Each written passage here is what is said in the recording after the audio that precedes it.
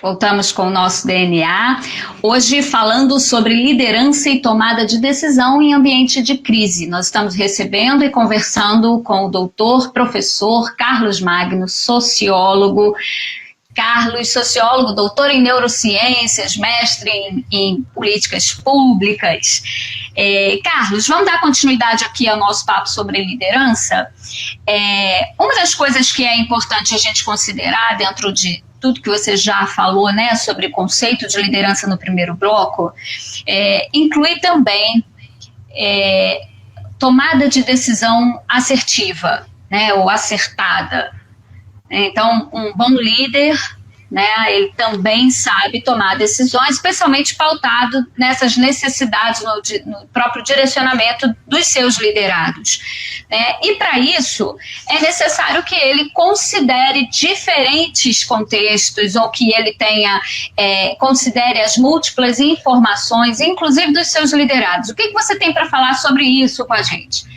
Sobre tomar de decisão considerando múltiplo ambiente ou múltiplas informações, como que isso funciona? Bom, liderar é decidir. Não existe outra função do líder que não seja tomar decisão. Uma coisa que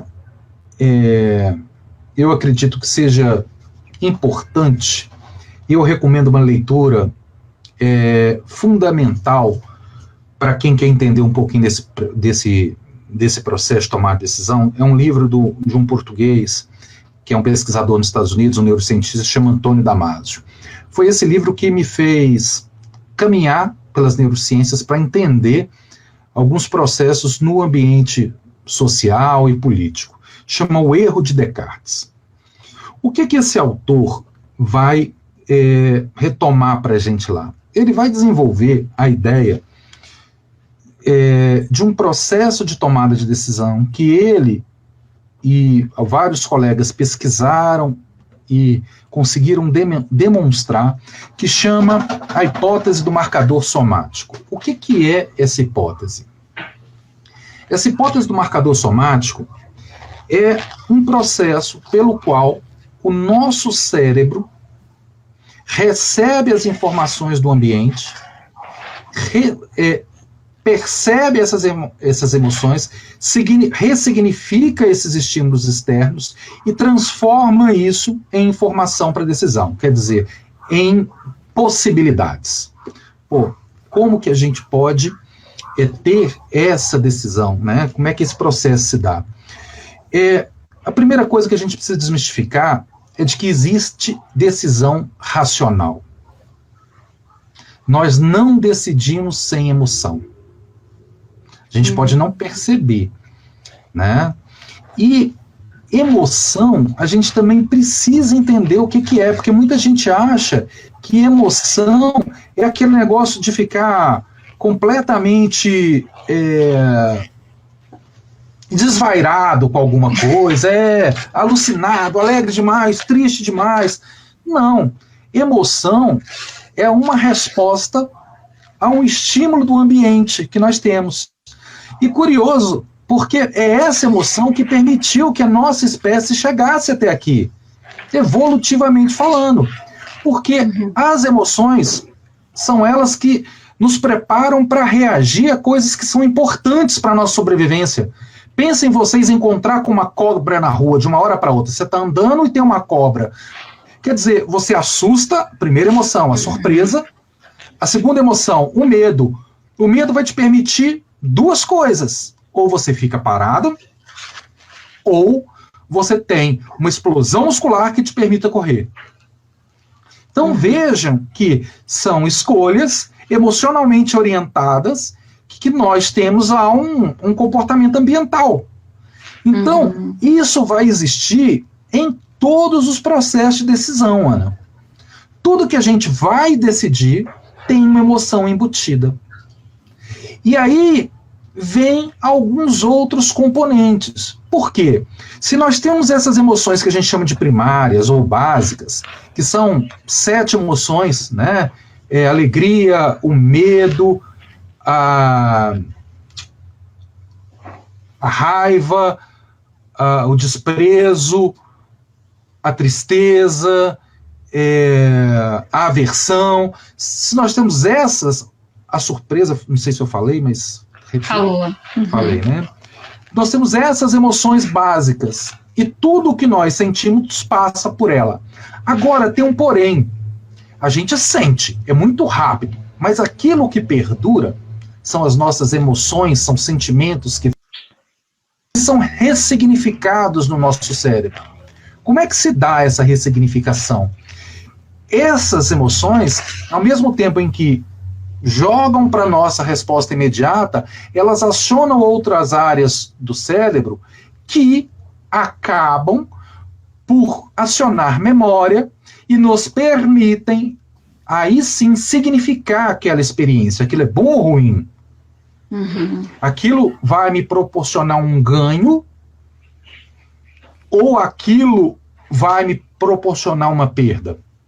Então, é essa avaliação de risco que nós fazemos em todas as nossas decisões, que são emocionalmente orientadas, ainda que sejam as coisas mais bobas do mundo. O ato de você escolher ir escovar o dente ou não, você está levando isso em conta.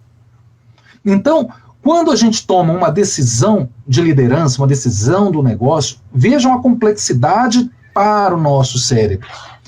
Então, a primeira coisa que nós temos que entender é que um ambiente com estímulos, ele significa qualquer coisa. Pode ser bom ou ruim. O ambiente de incerteza, ele só é ruim porque nós o ressignificamos como ruim. Uhum. E essa ressignificação é que nós precisamos entender. Né? Muita gente brinca dizendo que em chinês, crise e oportunidade andam juntos. Na verdade, não é em chinês.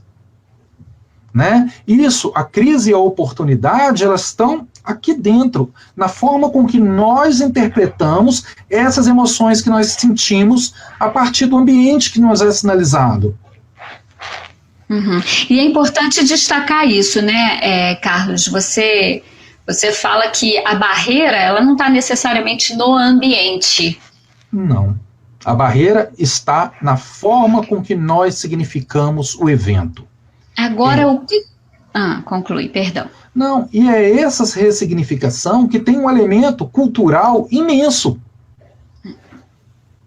Esse elemento cultural presente nas coisas que nós aprendemos desde criança, nas coisas que estão inseridas em nossa cultura, de maneira geral, é que vão interferir na nossa capacidade de tomar decisão.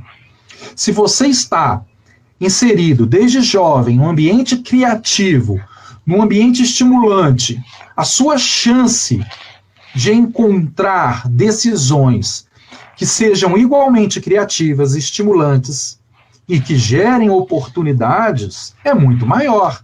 Então esse é um processo de treinamento. Uhum. Agora, o que a gente pode dizer para as pessoas que não estão nesse ambiente de estímulo e que hoje, por exemplo, estão muito mais suscetíveis a esse ambiente do medo que está se instalando, né? Que são essas pessoas que, inclusive, estão paralisando completamente. A gente tem que aprender a reprogramar o nosso cérebro. Né? Existe hoje uma prática científica que tem demonstrado resultados fantásticos nisso. É o Mindfulness. Essa prática, ela tem uma série de ferramentas que, utilizando capacidades do nosso cérebro, utiliza o mecanismo que nós conhecemos como plasticidade neural, quer dizer, a capacidade que o cérebro tem de se transformar para produzir novos comportamentos, para introduzir novos hábitos. Então é a partir disso que nós vamos nos tornando capazes de enxergar as coisas de outras formas. E esse mecanismo, ao mesmo tempo em que ele parece simples, ele não é tão fácil, porque envolve nós andarmos por um caminho de reconstruir.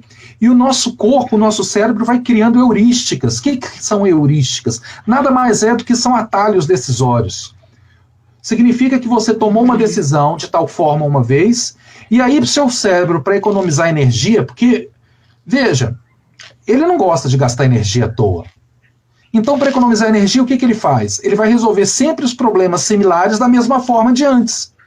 Agora veja, se seu cérebro só resolve problemas da mesma forma, só vai funcionar se a conjuntura for igual antes. Se o ambiente mudar, a forma de agir também tem que mudar. E você tem que ensinar para o seu cérebro que a forma tem que mudar. É esse mecanismo que nós precisamos estar atentos nesse momento. E por isso que a gente... Pode seguir.